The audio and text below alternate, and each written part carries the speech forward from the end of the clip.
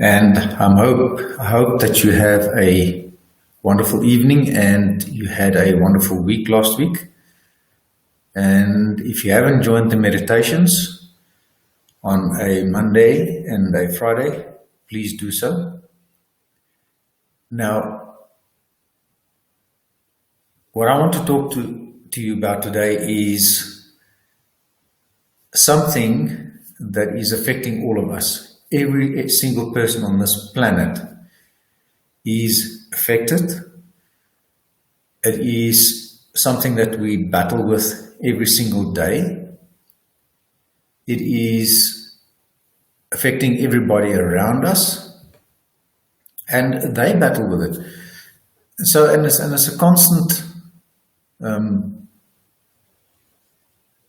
thing that we have to deal with, and it's that little voice in the shoulder and that battle between us inside ourselves, and that's the negative ego.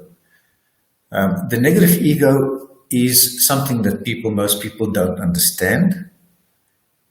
They don't know what the purpose of the ego is. Everybody's heard all of these catchphrases of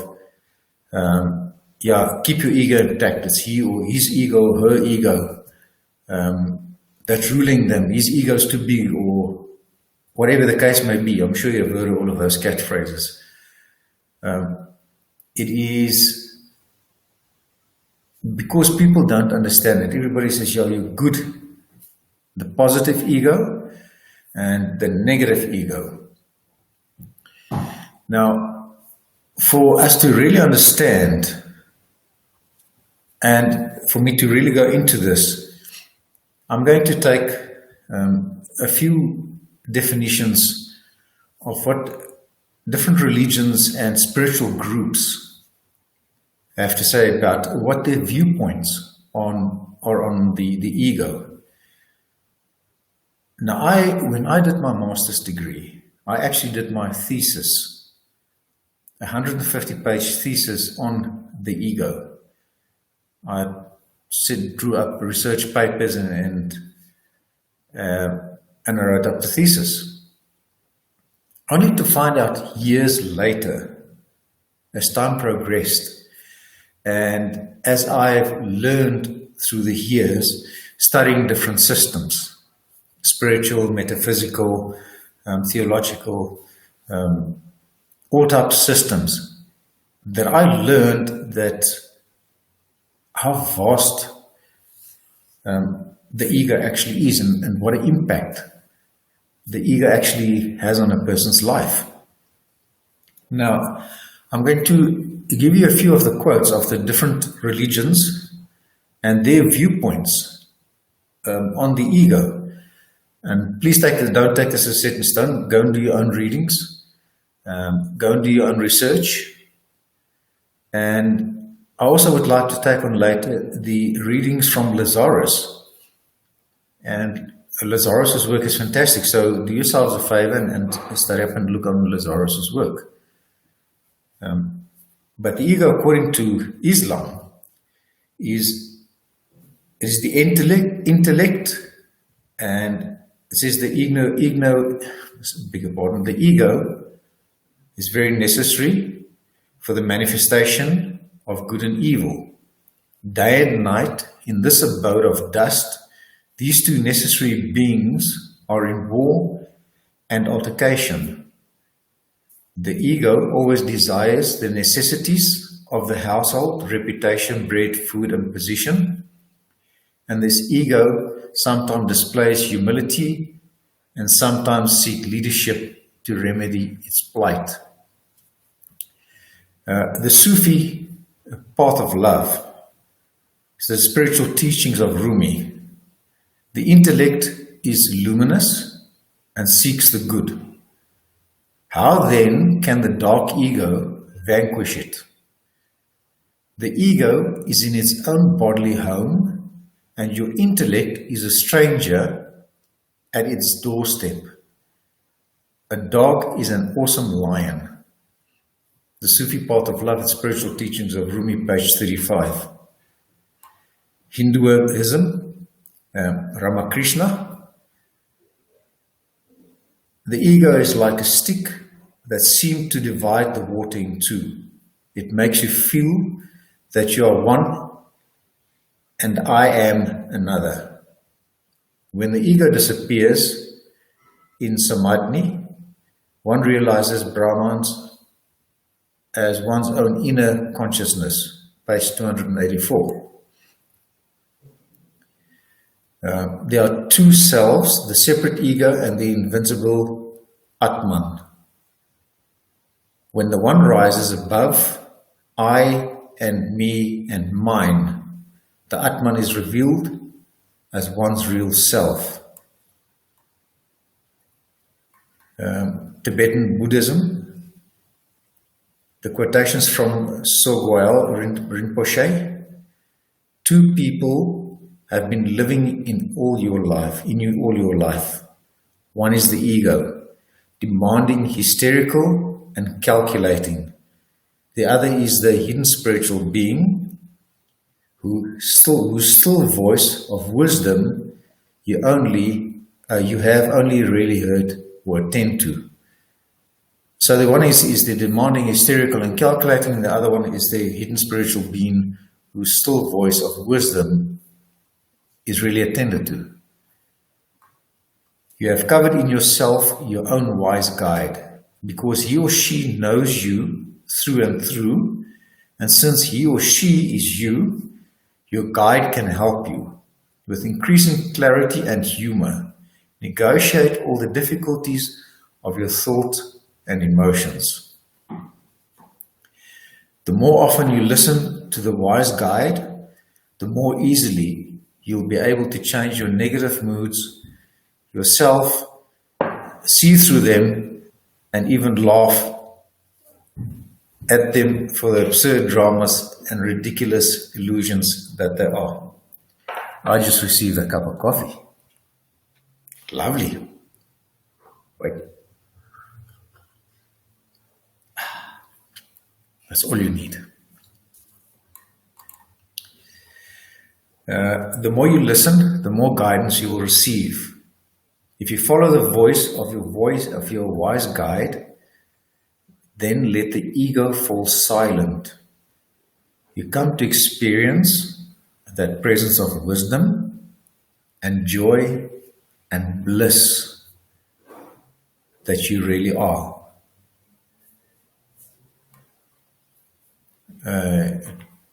Taoism, the quotations from the Hao He Ching.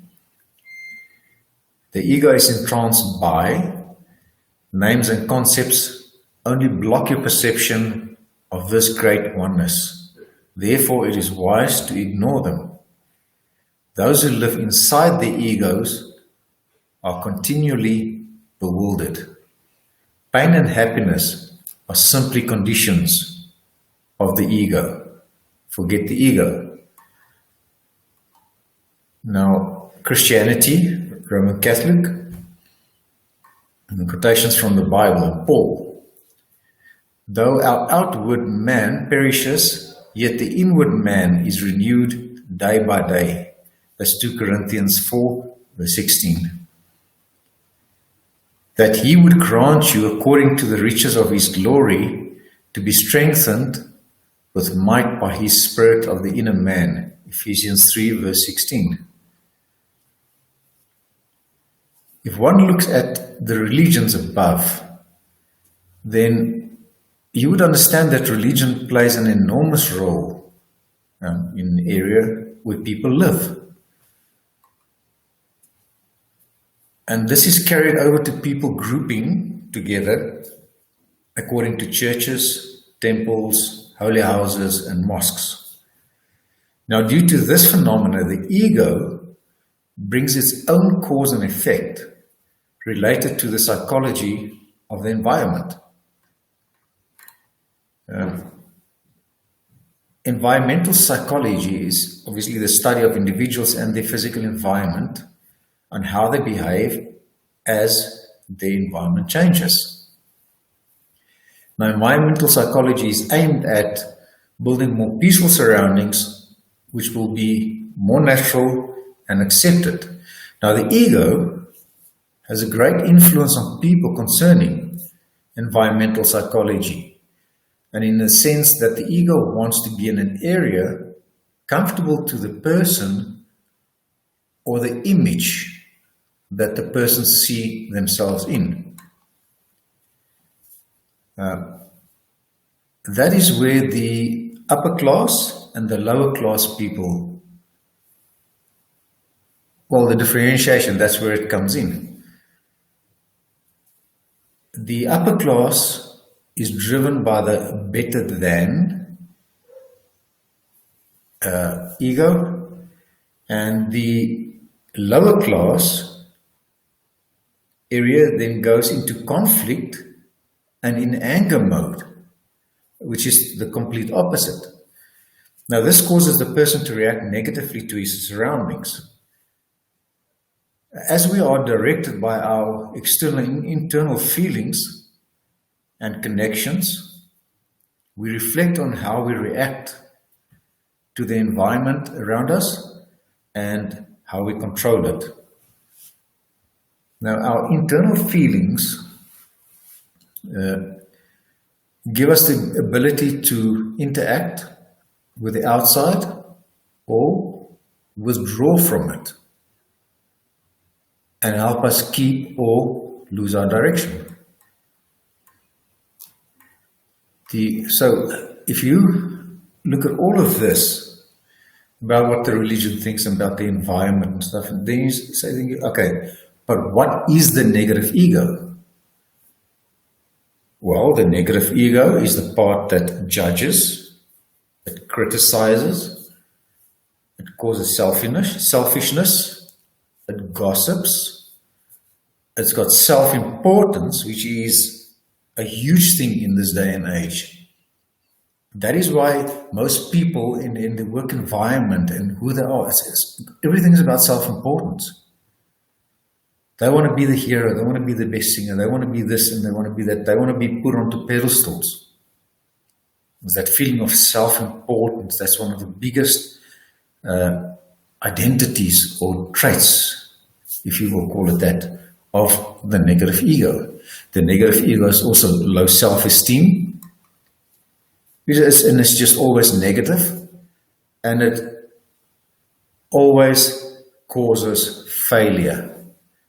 No exception, that's what the ego does. It causes failure. It sets people up to fail. Okay? Now, what is the positive part? Positive part is high self-esteem. It's always positive. Love and compassion. And speaks always truth and honesty. Now, the wonder of our reality is how it should actually function is the ego functioning positively, and it serves as a liaison in the world of desires, expectations, and imagination, and also the outer world of manifestation. Now, the positive ego, as the ego purpose is to work together with the subconscious to ensure consistency, harmony, and balance. The positive ego is a wonderful and necessary friend. The ego turns bad when you demand more than it can honestly deliver. When you expect the ego to make the choices and decisions and think and feel. So what happens now? You'll be dealing with a negative ego. The assistant then becomes the tyrant. The negative ego, becoming comfortable in the position of control, will not let go like any dictator. Just look at the dictators around you. They will do anything to fight and keep that control. So is the negative ego. It becomes like a dictator. It wants power and it will have control over you. The refusal comes in here. to be responsible for your life, and then what happens? You produce a monster that only you can control. Now, a lot of people say, yeah, but I'm going to kill my negative ego. No, you can't. The negative ego should not be killed. It is like an energy. It can neither be destroyed nor can it be created. The negative ego needs to be released from this unwarranted responsibility. And the negative ego needs an elegant release. And this can happen while you're regaining mastery of the positive part. Where the physical world is concerned, it is the ego that delivers all the information around you. It is the conscious mind that determines the form and how that content is going to be and how the physical world is operated. Now, you have the assistance of the subconscious mind. The subconscious mind deals with the content of your reality, and it deals with it in a different way. The subconscious deals with it with the metaphysical content of your reality, and it's the police to your attitudes and your feelings. The subconscious operates the decisions and the choices you make, and it takes the content of the metaphysical that is delivered. Now, the conscious mind only deals with the form and context of the physical world. The subconscious deals with the content of your mind. I know this sounds a little bit chaotic, or maybe just a little bit difficult to grasp, but on a level you will get it. Now, on a spiritual level, the unconscious mind deals with the content once again. You give over responsibility to deal with the form and the context of your reality. So you have an ego that assists you in the physical world and in the subconscious on the metaphysical world. There's an unconscious or higher conscious assisting you in the spiritual world of your reality. Your ego is not supposed to deal with your metaphysics. It is not supposed to show up in your meditations. It's not supposed to show up in your prayers. It's not supposed to show up in your quiet, holy and divine time. So what happens? It takes over your attitudes, your beliefs, your feelings, your thoughts, and your decisions. And it's clearly not supposed to show up in your spiritual world, and it's not supposed to deal with the spark of essence of who you are. The ego is supposed to contain itself to the physical and only to the physical world.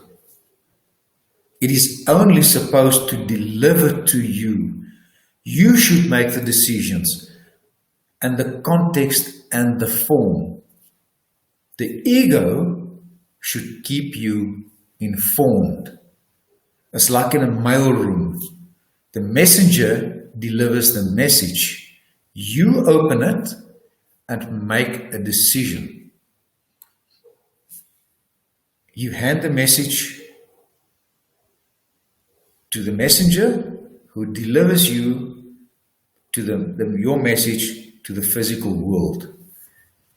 Now, I'm sure you've heard of the Peter Principle in the corporate structure. If you haven't, I'm going to tell you what it is.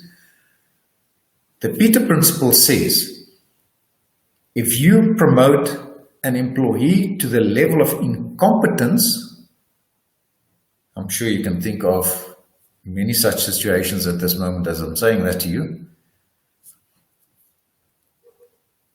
As that people promote that employee to the level of incompetence, so people promote the egos to the level of incompetence. So the ego no longer deals with the content of your reality, but it also now is supposed to deal with form and context. It is not only now delivering the mail, it is now reading the mail, responding to the mail, and delivering it. Now, in the subconscious mind, the ego takes over the content and the context of a metaphysical reality. So your ego is left to deal alone with the context and form of spirituality. So the ego is there as well. So the ego is everywhere. And now you've taken the mail delivery person and you made them chairman of the board. You made a slave a king. The ego has taken over your content, your context, and the form of your reality. So all the ego can do is make promises, but never deliver. Sounds familiar? I'm sure it does. I'm sure you can even put a name to the ego. So the ego can only make promises because of its incompetence, but never deliver. Remove that responsibility, and the ego will cut off. It will be terrified and thrown itself into survival. In the position of survival, it feels like a scared animal and will attack anything. So what is the fantasy of the negative ego? It will show up and create an illness. The negative ego will want to create the image of failure and prevent you from reaching your pinnacle. If you really want to sit and look at it, and look at what is the fantasy of your negative ego, face it, and look at it, and stop telling yourself that this is my negative ego, and what happens to me is my negative ego. It deceives you to be famous, but the fact that he wants you to be sitting on the street corner, drunk and dying, and finally people recognize you after your death. Look and realize that this is what the negative ego does. But this is a short-term impact. The long-term impact is what's going to happen if my ego runs my life. This is not going to happen if you're honest with yourself and tell yourself the truth. And it can be a pretty sobering experience. The first thing that you have to do is to forgive yourself. If you do not go through the process and you don't forgive yourself, it's going to dump all over you. So look and decide if you're going to forgive yourself. Forgive yourself for being naive, not thinking, not growing, not being responsible, and not being responsible for looking for the simplest answers. Okay, now at this stage I'm going to say to me, okay, Bennett, how do I overcome or take back the control from the negative ego? And remember one thing, if you live in your negative ego, you start living on autopilot. You start doing things without you even realize that you're not aware that you're doing it. This is where habits and stuff come in. And we will talk about habits next week. Take back control from that autopilot. And how do you do that? Well, imagine how your life would be without ego. Sit back, imagine yourself. Take 10 minutes. Sit back and be positive. Without criticism, without feeling, but feeling cheerful and happy for 10 minutes. Just start with 10 minutes. And if you can do that for 10 minutes, you add 10 minutes more, and then you add 10 minutes more, and so you carry on. The other exercise that you can do, the one which I do, when I feel catch myself being negative and I feel that I'm going into autopilot, is start with 3 minutes and look at your surroundings. Where you are now, look at your surroundings. Okay? And just receive the information without judgment, without criticizing, without emotion. Just look at it as pure. It's like typing information into the PC. You're just giving the information. Look at your surroundings and look at everything around you. A door, a wall's white, 3 meters high, smooth, door frame, whatever it is around you. I see TV, it's black, make it JVC, colored stickers on it. I see speakers, they Kenwood, 5 of them, surround sound. I see a couch, etc., etc., etc. Get the information without making decisions or choices about it. Just information. Do it while you drive. Tell yourself, I see a person walking past, wearing whatever colors, or doing whatever it is. I see a car, a Nissan, a Fiat, color so and so.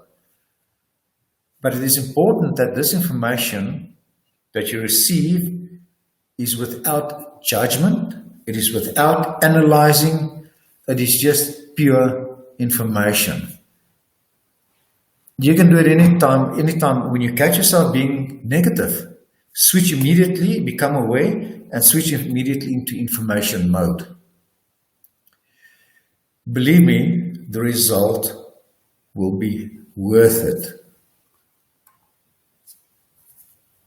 The other one is be aware of your thoughts, especially when you are negative. Know that those negative, ugly thoughts that happens, that come in, and I'm gonna take revenge there, and this and this and this, all these, that person is so and so and so, that person is fat, that person is ugly, all those horrible negative things, that does not come from you. That's all from your negative ego. As soon as you're aware of that, correct it immediately. The more deeper in house, we will go into a later stage about in other series of talks. For now, stay as positive as far as you can.